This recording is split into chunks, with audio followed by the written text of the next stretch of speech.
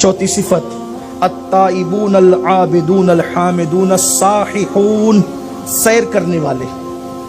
इब्न अब्बास कहते हैं सैर करने वालों से मुराद रोजा रखने वाले। रोजा रखने वालों को सैर करने वाला क्यों कहा?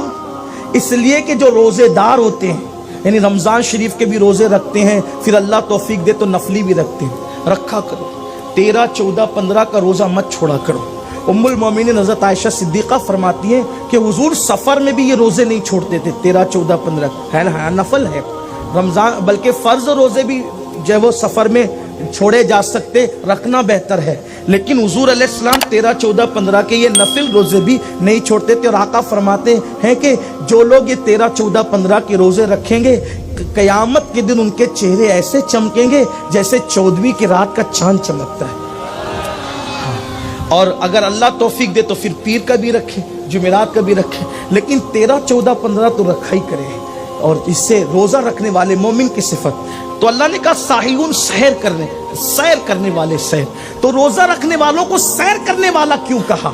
इसलिए कि कोई नमाज के दरवाजे से आएगा, कोई हज के दरवाजे से आएगा, कोई ज़कात के दरवाजे से आएगा, कोई तौबा के दरवाजे से आएगा। रोजेदारों के लिए 8 दरवाजे खोल दिए जाएंगे और कहा जाएगा जिस दरवाजे से चाहो दाखिल हो जाओ।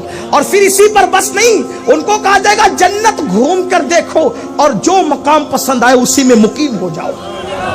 यानी हर एक को कुदरत की मर्जी से जन्नत मिलेगी। और रोजा रखने वालों को कहा जाएगा ओ अल्लाह के लिए भूखे रहने वालों, जन्नत में घूम कर सैर करके देखो, जो मकाम तुम्हें पसंद आए वही तुम्हारा ठिकाना है। ये रोजा रखने की बरकत है। इसीलिए फरमाया रोजा आधा सब्र है, निस्फ सब्र है रोजा। और फरमाया रोजा मेरे लिए है और मैं ही उसकी जजा हूं। रोजेदार को खुदा का दीदार नसीब होगा। और यूं भी अल्लाह के रसूल अलैहि सलाम ने फरमाया कि मेरी उम्मत के कुछ बंदे ऐसे हैं कि जिनकी वजह से बारिश बरसती है।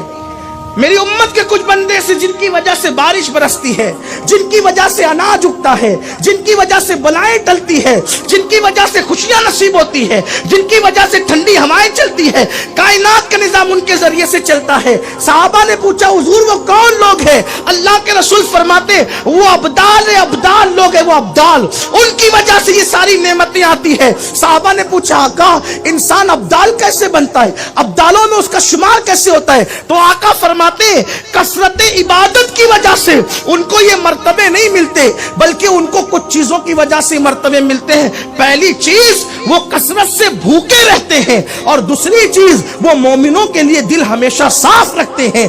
इस 2 सिफतों की वजह से अल्लाह उसे मकाम अब्दालियत अता फरमा देता है। ये भूख की बरकत है, अब्दाल का मकाम मिलता है भूखे रहने से। इसीलिए रोजे को बहुत बड़ी बात है।